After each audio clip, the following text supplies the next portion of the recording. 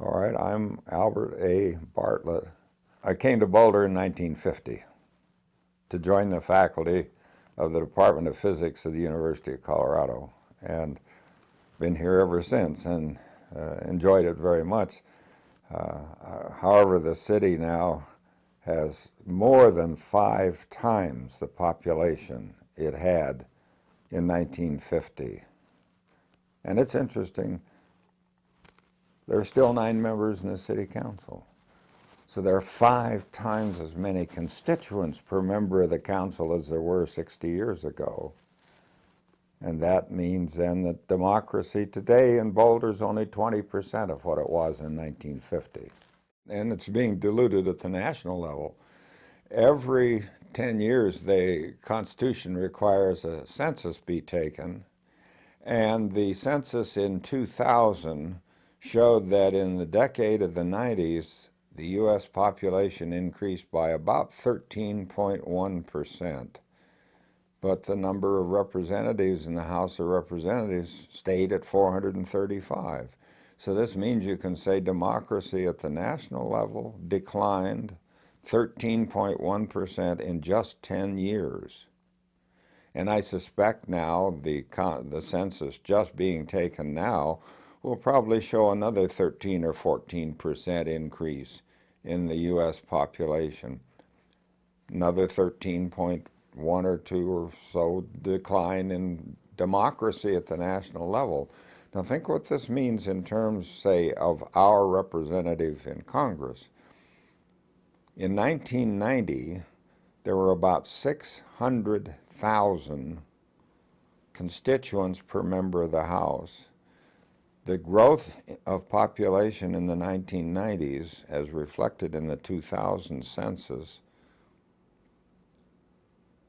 took that up to 700,000. There were 100,000 gain in every one of the 435 congressional districts in the United States. Now, it would be difficult for one person to represent 100,000, let alone 700,000. And that's a factor in the kind of government we get because, you know, what do they say in Washington? There are 100 lobbyists for every member of Congress. It's easier to listen to 100 people than it is to listen to 700,000. 40 years ago, 1969, there was great agitation on campuses for environmental studies. Students wanted to know more about the environment. And so there were a lot of courses that were sort of put together in different departments to look at different aspects of environmental problems in response to the student needs. And I got to thinking about that time about the fact that people really didn't understand the arithmetic of steady growth. Growth, for instance, of 5% per year. What does this mean, say, after 100 years? People don't have any idea. And 5% sounds rather modest, especially if you're thinking of investments. And so I, just looked at the arithmetic. I'd known the arithmetic for all my professional life, but I'd never applied it really to problems in society. And the first thing I recognized or re-recognized was the doubling time. If you have 5% growth per year, then there's a doubling time of 14 years. And if you have, say, 50 years, well, that's approximately 3 times 14. That means everything will grow by double 3 times, which means a factor of 8, larger. Just 5% growth, a factor of 8, larger in something like 50 years. Now, this is true for $1 in a savings bank becomes, at 5% interest, becomes $8 in 50 years. Yeah, or it's the same with population. A population of 100,000 growing 5% per year would become a population of 800,000 in just 50 years. And at my age, 50 years doesn't seem like a very long time. So I put together a talk. I first gave it in September of 1969, and I have since given that about 1,690 times in 49 states, Canada, Mexico, and about a dozen times overseas on the arithmetic of growth. And you can get a copy of the DVD of it in the bookstore up at the university. There's an example that I used in the talk, and this is the example of bacteria in a bottle. And you presume you have bacteria that double in number this way every minute. Now that's the characteristic of steady growth, doubling in a fixed length of time. So we're going to talk about bacteria that double in number every minute. And you put one of these bacteria in an empty bottle at 11 in the morning, and then you observe that the bottle's full at 12 noon. So there's our case of just ordinary steady growth, doubling time 1 minute.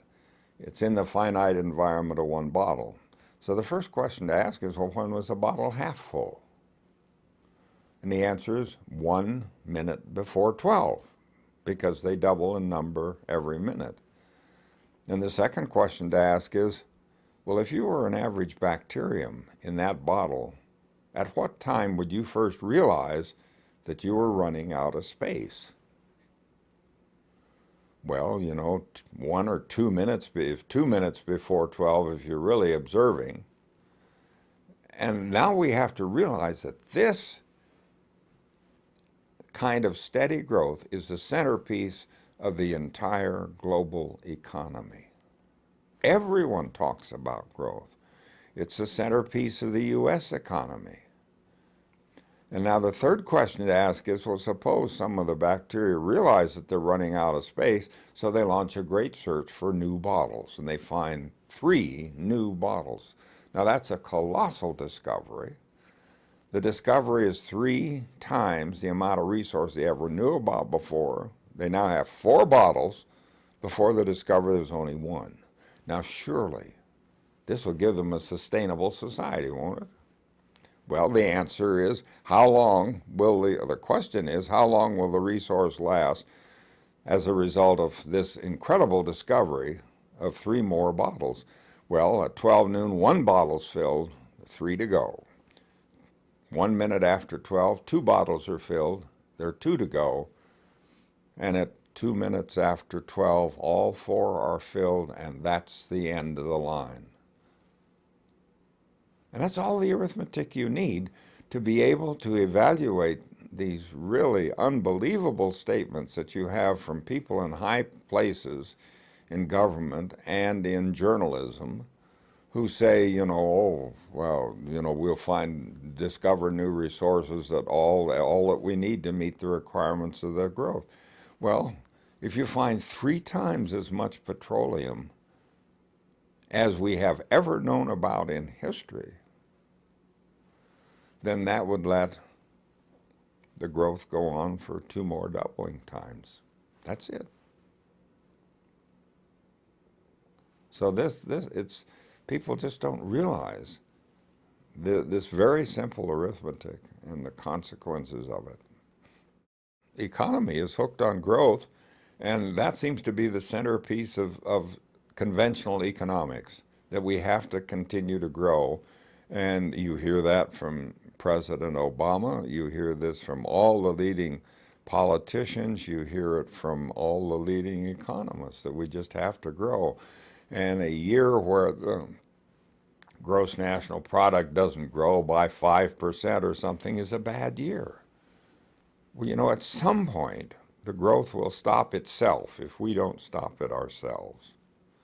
So we can take a humane approach and stop the growth ourselves, or we can just say, well, we'll imagine we can go on until nature stops it in nature's very, very difficult and uncomfortable way. So it's just astounding to read all of these experts who just talk as though growth can go on forever. And I think one of the things that they have in mind when they talk this way is they think that technology will solve the problems. And I once was talking with a member of the Colorado state legislature, and he just said to me straight off, he said, I don't worry about running out of petroleum. If we run out, you scientists, he said, pointing at me, you scientists will find whatever we need. Now, I don't share that optimism. And I asked him, I said, well, what was the last new source of energy we found for you? Well, he didn't have an answer. I said, how about nuclear energy? Now look at the timetable. Discovered in 1938 in Germany. It was beginning to be understood by 1939. By the mid-1950s, well, I'm sorry, back up. 1942, we had the first working reactor to prove that a reactor could be made to work. Mid-1950s, we had the first commercial electric power. We now have about 104 nuclear reactor generating stations in the United States. They generate about 20% of the electricity that we use. But there haven't been any new reactors built in this country for 20, 30 years, something like that. Although they're starting now to begin to consider licensing some more reactors, and the power companies realizing that the growth in demand can't be met in conventional ways, and they're under fire in order by people who say, well, we have to have clean energy. And these are people who don't like the terrible pollution from coal plants. So they're beginning to talk about nuclear plants as though these were pollution-free. Well, they are. They're very good until you worry about an accident or until you worry about where will we put the waste when we're done with it. Now, I don't myself have any difficulty with the Yucca Mountain depository that's been developed at great expense in Nevada, but the people of Nevada don't like it. And if the people of all 50 states say we don't want any nuclear waste in our state, then there's no future for nuclear power. To reduce the growth, we've got to educate people that growth is a dead end. There's a cliff out there, and you're sort of headed toward the top of the cliff. And that requires education, that people, we have to live within our means. And we're not doing that now. The United States today is not sustainable. We can prove that. Right now we're importing something like 2/3 of the petroleum we consume. We're importing something like 20% of the natural gas that we consume. Now that's been reversed slightly recently because there have been some big discoveries of natural gas in the Barnett Shale and in other shales that are very compact geological formations. One of those formations is under the state of New York and Pennsylvania and up in the Northeast. Well, the difficulties of getting that gas out are very large. They have to go into the wells and put liquid down in the wells under very high pressure to fracture the ground to create cracks and fissures so that the natural gas can get out. Now, when you pump hundreds of thousands of gallons of proprietary formula liquids in the ground, so much of that liquid's going to get in people's well water.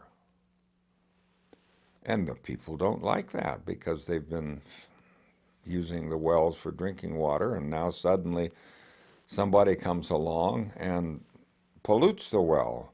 And because the companies don't reveal the nature of the chemicals that they use, you with your bad well now, you can't go and say, I've had this analyzed and this came from this company, because the company won't tell you what they put in. And the city of New York now is very, very concerned because they have a very large watershed in upstate central New York that they depend on for water for the city, water that has minimal treatment because the watershed is still pretty pristine.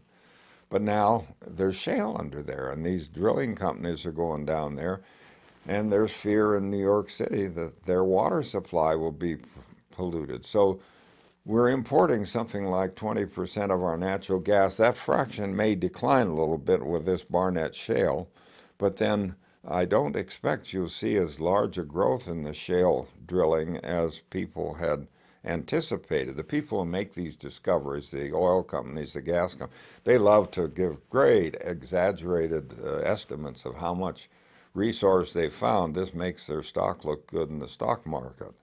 But then when you get down to the nitty gritty of the reality of the things, there's not as much as was initially thought.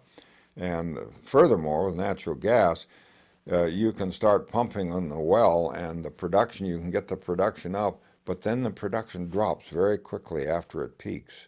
With oil, it takes a while for the production to decline because oil migrates very slowly through the ground. Natural gas migrates more rapidly, and so you can deplete it more rapidly. And so people say, well, all this new high tech in drilling for oil and drilling for natural gas, that'll enlarge our supplies. Well, no, it doesn't. It doesn't change the amount of natural gas or oil that's in the ground. What it does is let us use it up more rapidly. So what we're doing is we're just consuming it more rapidly. So technology lets us speed up the depletion of these resources. Now, as for alternative energies, well, one of the disasters is corn-based ethanol. This takes more energy to produce a gallon of ethanol than there is in it. Now, that point is debated, and you'll see from the National Renewable Energy Institute in Golden, they'll say, well, you get maybe 20% more energy out of a gallon than it took to produce it. Professor Pimentel, who's a global agricultural scientist at Cornell, he says that you get only about 80% as much back. But now compare, even suppose it's a quarter more, 21.25.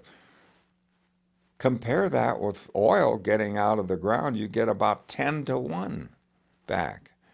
And so shifting all this agricultural production to corn increases our consumption of petroleum because petroleum is the principal ingredient that you need to make the farms work. You can't work the farms without petroleum. And back in the 70s, during the Arab embargoes, when there was a very serious shortage of petroleum in this country, I was giving my talk up in Montana in April, and the farmers were climbing the walls because they couldn't get diesel fuel to do their spring planting. Modern agriculture is the use of land to convert petroleum into food. And the petroleum is peaking worldwide. It peaked in the United States in 1970, and we're now down to a third or something of our production at peak, and the trend is downward. But we've just made up for it by importing. So that's why we're involved in some of these wars overseas, is to protect the source of the petroleum that we import. And if at the gas pump you had to pay the cost of the military operations to protect our supply lines of petroleum, gasoline would probably cost $5, $10 a gallon. Geothermal is very interesting. There are a couple of places in the world where it's developed commercially. On the North Island of New Zealand, they have a significant geothermal output, and there's a place in Italy somewhere where they have a significant output. There's a place in California, a third place, that is the geysers. I haven't heard anything much about the geysers recently, but the last thing I heard was, I read this, that the output was declining, presumably because they were pumping. What they do is they have hot water coming up. So you have to replace this hot water. You replace it with cold water so that it's heated from heat that flows up from the center of the earth. And then you can bring it up as steam. And that they had put so many pipes down into this field that they were taking the water out faster than it was being replenished naturally, and they'll have to start putting stuff back in, water back into the ground, in order to continue to get the heat out. And California is very hard put to find water for things. And so geothermal is interesting, but I don't think it has great potential in terms of being any significant fraction of U.S. energy consumption. You look at, for instance, hydroelectric is just 1 or 2% of the energy in this country. Solar is up to maybe 1 or 2%, something like this. Wind is 4 or 5%, something like that. When you start from zero, it's a long, long way to go to get enough energy to be any fraction, any significant fraction of U.S. consumption.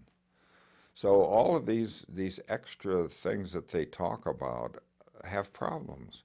And people say, you know, we've got to shut down our coal-fired electric plants and we get renewable energy. Well, that's easy to say. Where do you go to get renewable energy? Well, there are two ways. You can get it from wind farms, or you can get it from big solar arrays. But neither one of those gives you 24-hour dependable electricity. And it drives the power dispatchers crazy, because what they've done up to now is they have coal plants they can depend on. And they know the daily routine of how much electricity is required at each hour of the day and each day of the year. And so they can depend on the coal plants, and then to get the up and down, they can have a hydro plant up in Boulder Canyon to give you a little peak every evening when the people are cooking on electric stoves and the demand is up. Or you can fire up gas turbines, which can come online very quickly. But with hydroelectric, that is a good base power. It's very hard to turn it. I'm sorry, I think I'm wrong on that. The coal-fired plants are very hard to turn up and down, but hydroelectric you can turn up and down. The gas turbines you can turn up and down. But wind, you never can tell. Can't tell when the wind's going to be blowing. And the only hope with wind is that you get enough network so that you've got half of the western United States so that the wind's always blowing somewhere at any time you need. But then that means you've got to have a big connecting network of electric conductors, transmission lines, and that doesn't exist in the quantity that we need. So all of these things are fraught with problems, and the easiest thing to do would be to simply say, let's look at the cause of the problem. Why is it that the demand is growing? Well, per capita demand is increasing and the population is growing. Both of those contribute.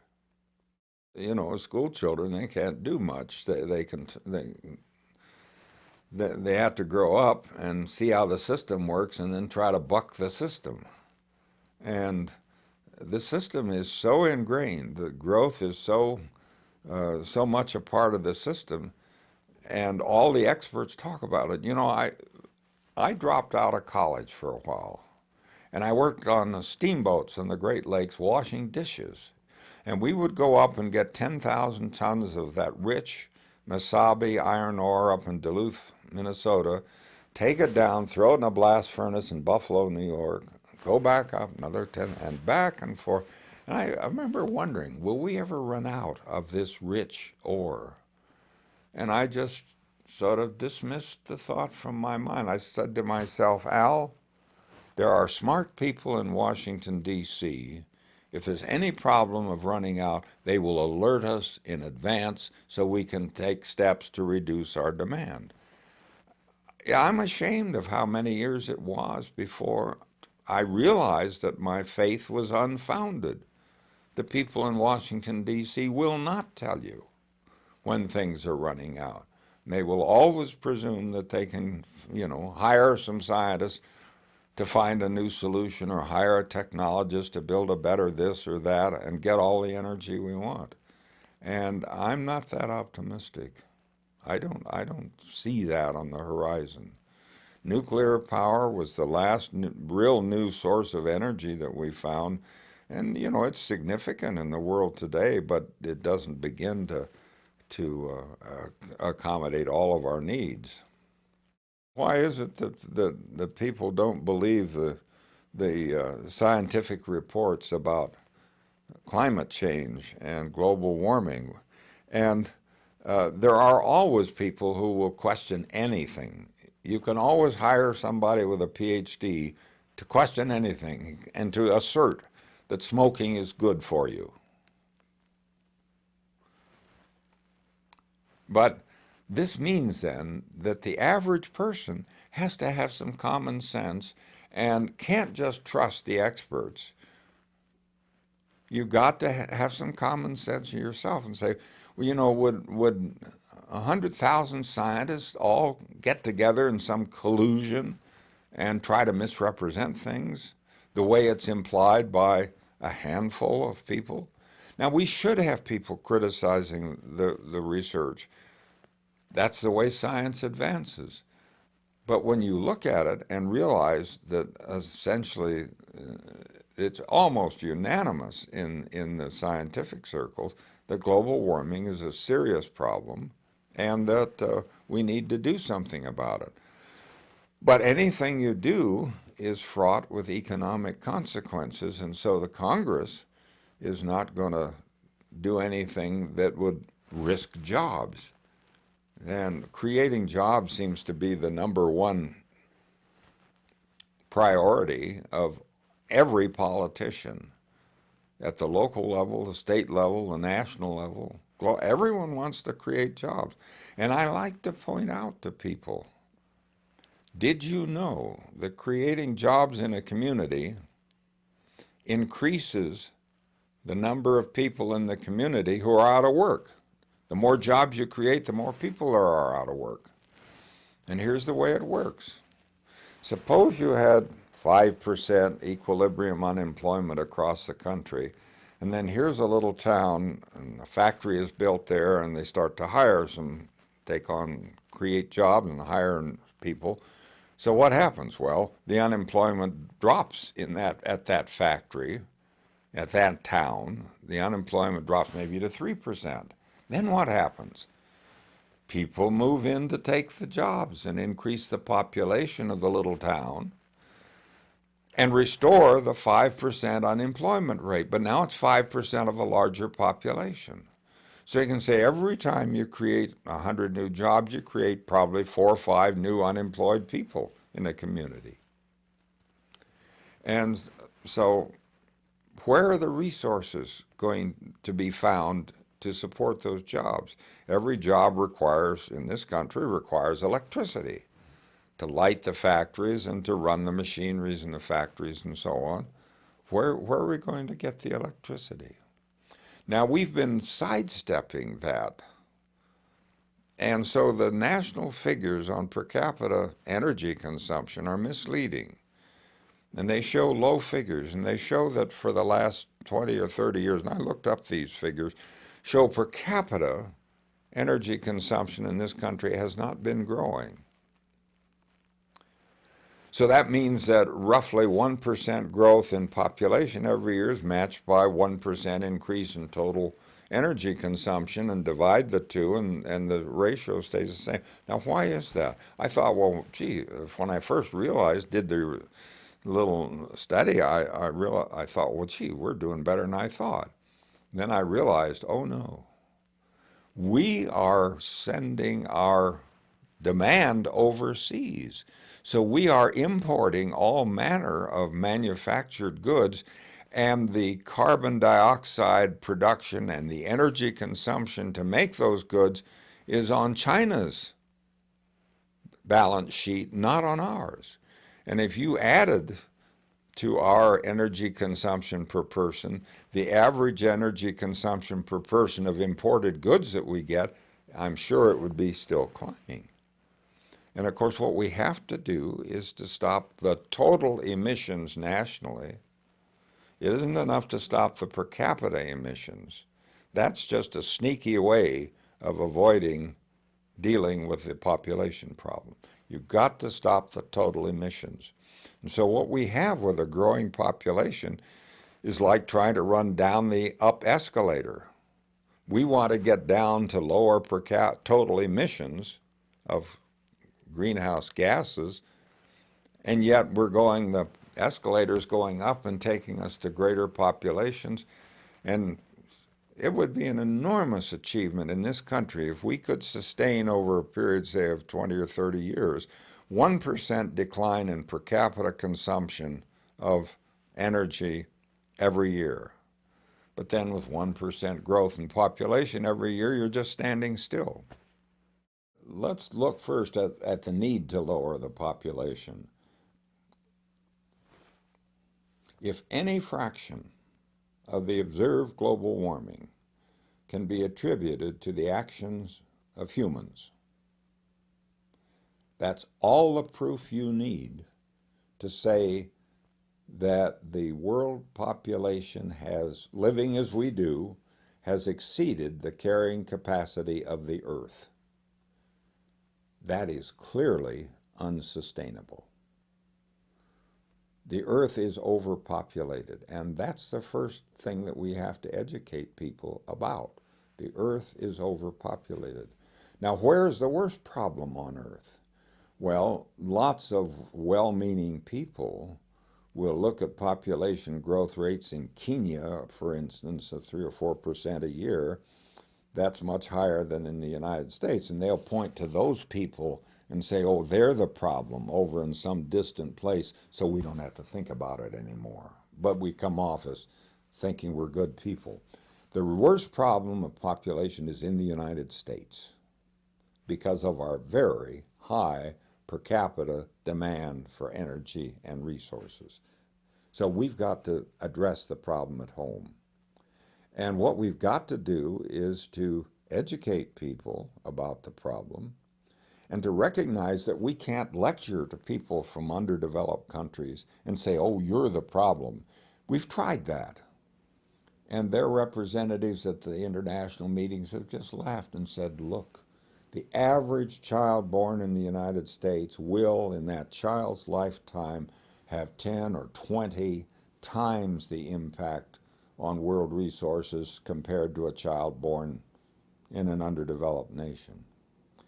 Now, what's happening worldwide with population is that the population growth rates are declining.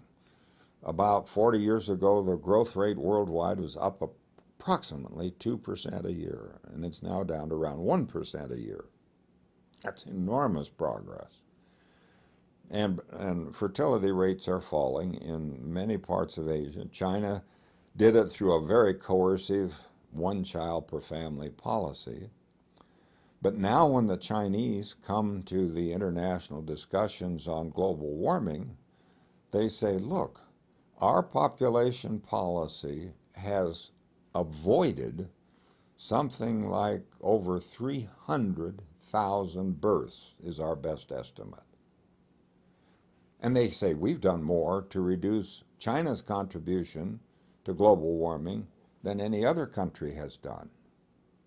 Now, China's population is still growing, and they're still now talking, unfortunately, about relaxing the policy because the transition from a growing economy to a stable size economy is one that reduces the number of people in the working age group compared to the number of people in the retired group.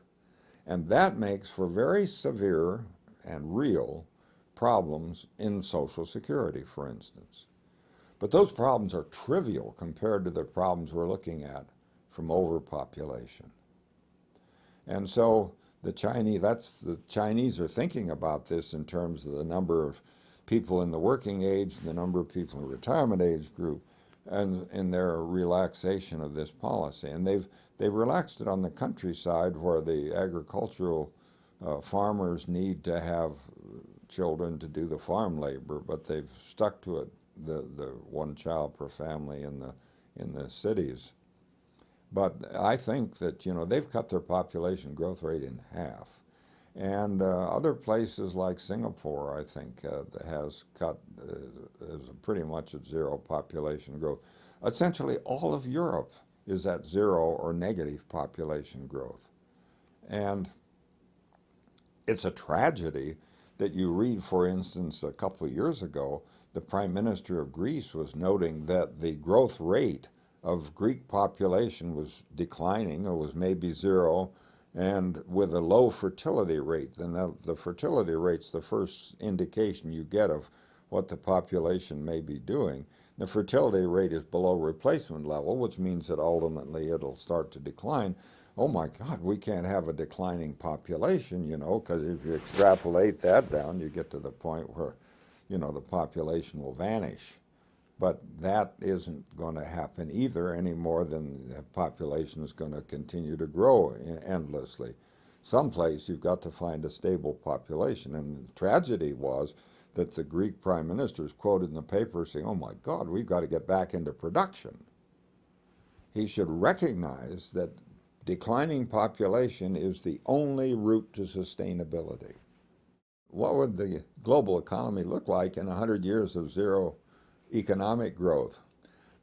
I think one has to sort of imagine two kinds of growth. One's intellectual growth, which comes with new technologies and so on, and the other is resource consumption growth, which can't be sustained. Now, the intellectual growth, one doesn't see any limits to this. But the resource consumption growth, there will be limits. And when we reach these, as we approach these limits, things become very difficult.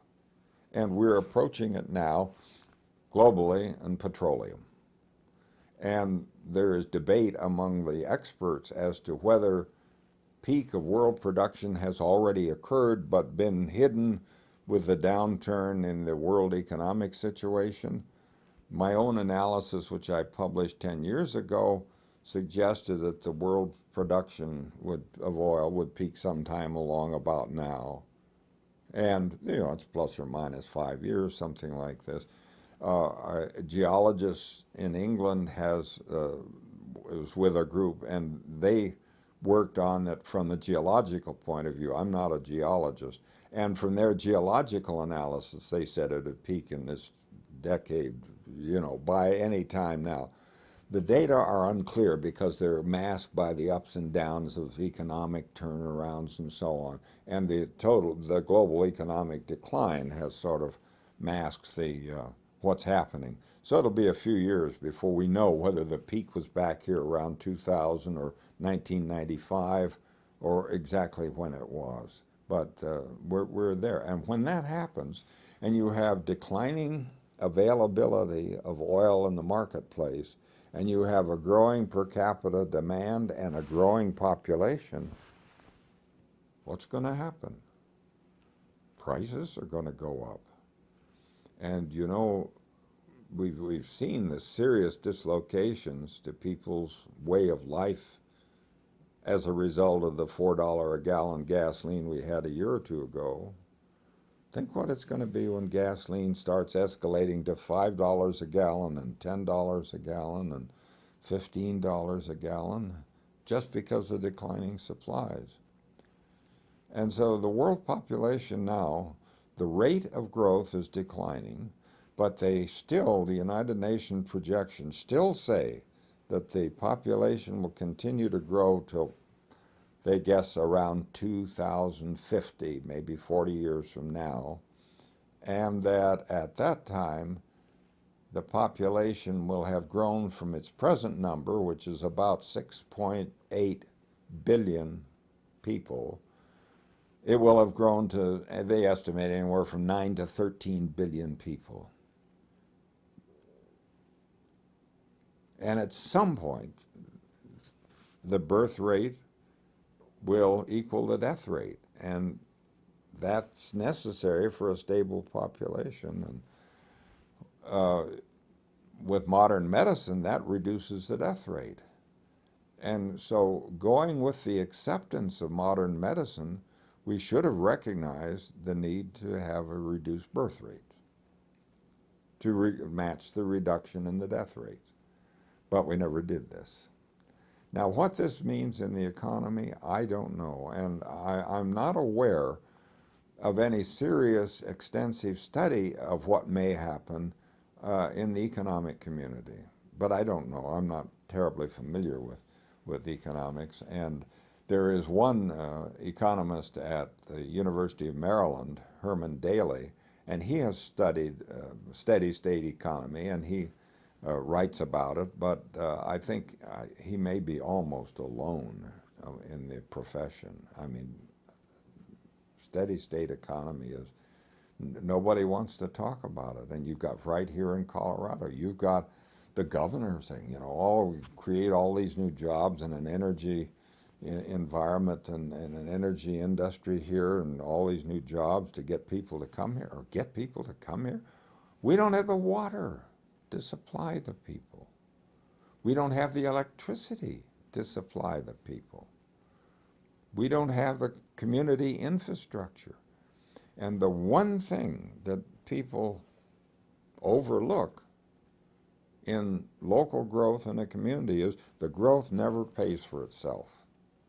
Taxes have to go up at the municipal level to pay the cost of growth. Now, if growth paid for itself, look at the 1990s in Colorado. Just go, go, go growth all through the decade. Where did this leave us? Close to bankruptcy as a state. This left us with the Tabor Amendment. Why would people vote for the Tabor Amendment? Same reason people voted in California for Proposition 13. These are the growing states. The costs of growth have to be reflected with higher taxes. People didn't like the higher taxes, so they passed these very restrictive measures. In California, it's pretty much destroyed much of the infrastructure in the state, especially in education. It's harmed, the similar thing here has harmed the state of Colorado because we can't raise taxes to pay the costs of growth. But we have to recognize the growth doesn't pay for itself, so we have to ask ourselves, should we be encouraging growth when it doesn't pay for itself? How much more do you want to pay in taxes every year to fund new growth? And nobody gets it. I mean, really, I don't think people understand. They don't understand, and they're willfully misled by our political leaders and by the business leaders who see more people as more customers. How do we make these political decisions? Well, we can't leave it up to the lobbyists. That's the critical thing. But the lobbyists have got all the power. And the Supreme Court decision here a month or so ago saying that corporations have all the rights of an individual to contribute as much as they want to campaigns, this is just making the problem worse because the government decisions are not made by individuals like you and me.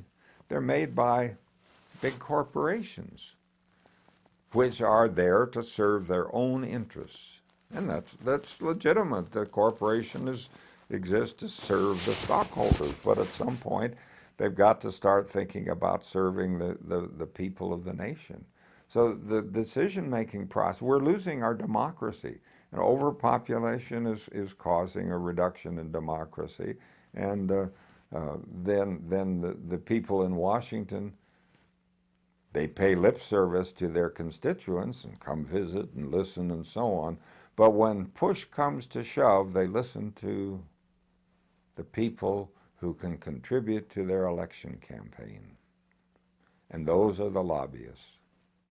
Well, the tension between democracy and the need to reduce our consumption is very real because, you know, increased consumption is sort of, many people equate that to a better life.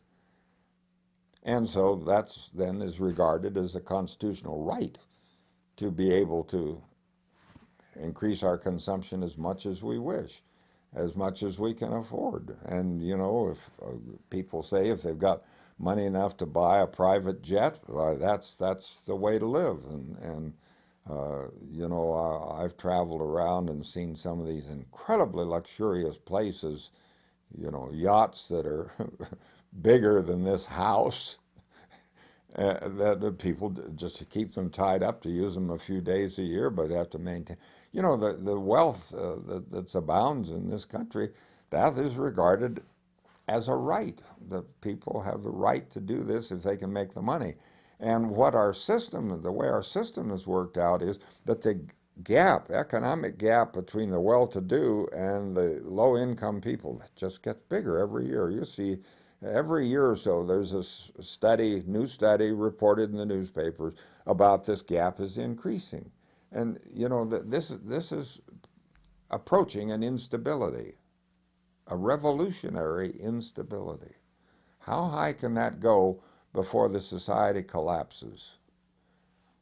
How many people can be starving and be malnourished and be out of work and be living in poverty while other people are living in this incredible luxury? I don't know what that number is, but I'm afraid, I fear that with this getting worse and worse, we're getting closer to an instability which can have profound changes in our society. So I think we've got to educate people that these are serious problems. But then you come to just like trying to educate people about global warming. The scientists who know the global warming, they won't talk about the population problem. Al Gore has a book that went along with his movie. And the title of the movie was, and I'm trying to think of it. Inconvenient Truth. An Inconvenient Truth. And the title of the book is An Inconvenient Truth. In the first chapter, he says, you know, everything has changed because of population growth. Goes through all the things that he showed in the film. And at the end, the last chapter, 36 things you can do to help reduce global warming. More efficient light bulbs, more efficient cars, use energy smarter, and so on, lower the temperature in your water heater. All of these things are good, but they don't address the fundamental problem, and he refuses to do it. The global scientist, I had quite an amazing exchange with one of the global scientists in this country on global warming, and he seemed quite angry that I would suggest that the population had something to do with it. Now, I can understand part of his reluctance and the reluctance of the scientific community. If the scientific community came out and said, look, overpopulation is the cause of the problem, then these doubters and naysayers would all say, oh, there's your secret agenda. You just want to get the population down. I don't know how you deal with that. If the scientists won't tell the full story, who will? And I was very much taken a while back with an observation by Mark Twain. He called it the silent lie. If you have information which you could share and help people, people would be helped by your sharing, and you don't share it, then you're telling a silent lie. And so I think we're engaged in a silent lie. The people who know about the limits seem not to be listened to, and you've got people, you know, columnists in the paper like George Will, who says, you know, everything can grow forever. And the most egregious of these writers was the late Dr. Julian Simon, who was a professor of economics and business administration at the University of Maryland. And he said, you know, we can grow forever. He wrote books saying this. And I've ran into a very prominent politician once in the airport, had a long talk with him, and I said, well, you sound just like Julian Simon. Oh, of course, he said. Julian's a great guy. Have you ever met him? No, I'd never met him, but I've read a number of the things he's written, and they're pure nonsense. Now, not everything he says is wrong, but he says enough that's wrong that's just way out of line. And recently, a year ago, in Newsweek magazine, one of their prominent columnists who writes on international affairs in Asia and Africa and the Middle East, and I like his writings until I saw he had an article there on energy. And it was pure imagination. He said, we get all these wonderful renewable things and then we can have all the energy we want without having to worry about the consequences. That's a wonderful example of Walt Disney's first law. Wishing will make it so. You can't do this. And here he has, 2 pages in every issue of Newsweek with his commentary, much of which I like. But when he got off on energy, I thought he just didn't know what he was talking about. He said in that article, he said, if you look at the numbers, it's easy to see that we can do all this. I've looked at the numbers, and I'm convinced he hasn't. If he has, he hasn't understood them. Well, I suspect, I don't recall in his case particularly, that whether he's been a big promoter of growth, but he certainly in terms of helping people in underdeveloped nations, they've got to grow if they're going to have a better standard of living, a better way of life. But they're sort of pinned down in a trap. With population growth, they can't better themselves. And when the people in the People's Republic of China, 30 years ago, they started this one child per family, very coercive one child per family policy. The reason they gave officially, population growth interferes with economic development. Now, they've proven that's true. Look at the economic development they've got. They're just walking all over the world now.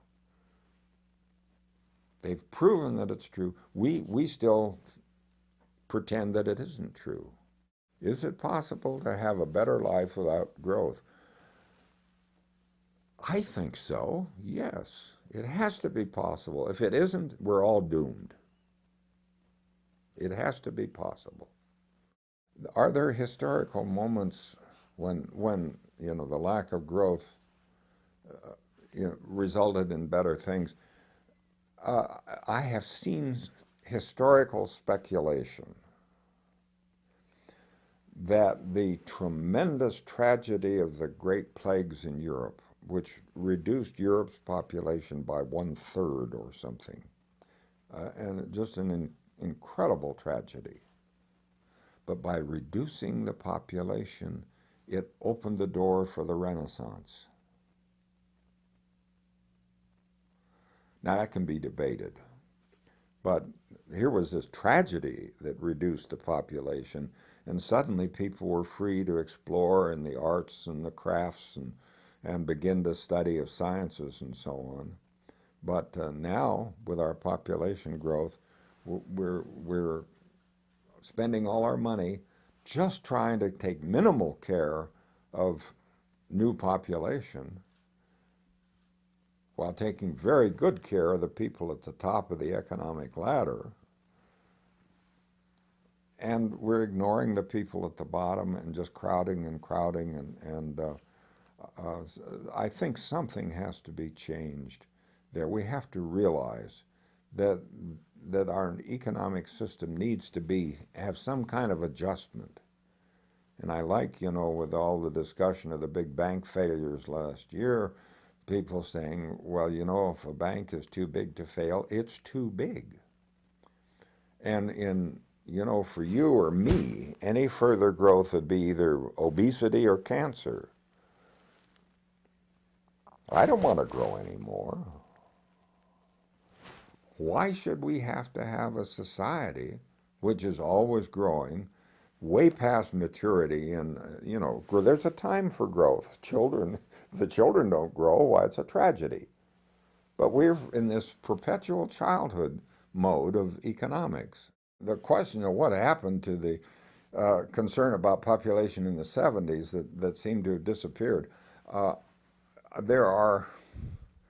it's a complicated thing that I don't begin to understand. It's sociology, so I can speculate, but I just don't know exactly how to say it very simply. But one of the things was the women's movement. Now, I'm all for improving women's rights, women's opportunities, and so on, but the focus shifted from numbers and zero population growth to saying we want to focus on the rights of women. And I think that's taken our eye off the goal. The goal has to be zero population growth. But the group that had that name no longer has that name. They dropped the name. They were originally a very gutsy group to talk about zero population growth. But then all this soft talk and let's emphasize women's rights and so on, and they dropped the thing, and they say we can no longer talk about just numbers. And there still is a group called negative population growth, which has some of the best population monographs that I know of, and you can pick them up at npg.org. But they're a small outfit compared to what zero population growth was. So I think that's one of the things. I remember hearing a diplomat from Africa who had been very much involved with the United Nations study on population, and he just said in a talk at the university, we can't talk about numbers. We've got to talk about people's rights and responsibilities and so on. And you look at some of the United Nations documents from that period, published in commercial volumes, and they're just full of double talk, absolute unbelievable double talk about vague and things about rights and human rights and so on and everything. These are all important. We can't ignore human rights. We can't ignore women's rights. The biggest thing in many of these developing countries in reducing fertility rate is to educate women. I mean, even a third grade education, they can trace the drop in fertility rate. I think one of the most constructive groups I know of in terms of population is the group called Population Communications Center in Vermont. And they go to underdeveloped nations that have a television network. And using local people in every aspect of the production, they produce soap operas in the local idiom with family planning as part of the center storyline. And they can demonstrate reductions in fertility from this. And this is very important. But somehow, in all of the confusion, they found it easier to talk about those things than to talk about numbers. And if you don't talk about numbers, you're lost. And I taught a physics course a few years back that we have in the department on the environment, sort of science and the environment. I told the students the first class meeting, I said, every time we meet, you will have a homework assignment of turning in some numerical problems that you've solved that I assign. And I said, you can't understand the environment if you can't do arithmetic. Some of the kids grumbled. I think a few of them probably left and dropped the course. But we stayed with it for 2 semesters, and I think they got a good grounding in the numerical calculations that you have to do if you're going to understand these problems. Well, I came to the University of Colorado after finishing my PhD at Harvard and was an assistant professor, and there wasn't a whole lot of research going on in the department. It began to start seriously in the 1950s, and so I got with a nuclear physics group that was being formed here, and they built a cyclotron down on the East Campus, and I worked down there for a while, and I found myself, first of all, I got into university politics, and in 1969 I was elected chair of the 4-campus faculty council, and this was right at the height of the war in Vietnam. And I was reelected the next year, so I had 2 years there where I was pretty much out of circulation and just trying to keep the channels of communication open between the faculty, the students, the staff, and the larger community. And it was I think back to those times, and I think of some of the things that happened, and I can hardly believe them now, but it was a difficult time. Then I got really focused on teaching introductory physics, especially, and I taught introductory physics for quite a number of years, lecturing, conventional lectures in introductory physics. And I became active in the national organization of the American Association of Physics Teachers, and in 1978 I was national president of the American Association of Physics Teachers. And in 1984 I was elected a fellow of the American Physical Society, which is the big national physics organization, and in the same year I was elected a fellow of the American Association for the Advancement of Science. But since I started that lecture in 1969, it's called now Arithmetic, Population, and Energy, that has been sort of the main focus of my efforts outside of the classroom. And I still write things, and I've got several things on my hard drive of my computer upstairs. You know, I have to compose them and then let them gestate for a while and then come back and read them and rewrite them and so on. So I've been in the recent years just focusing on population, and I got a very nice award from the Population Institute in Washington 2 years ago for a magazine article. They had to look for the best book, the best magazine article, best several radio programs, and so on. And I got the best magazine article on population. It was just a short article published in an obscure scientific publication, but it was one where I pointed out that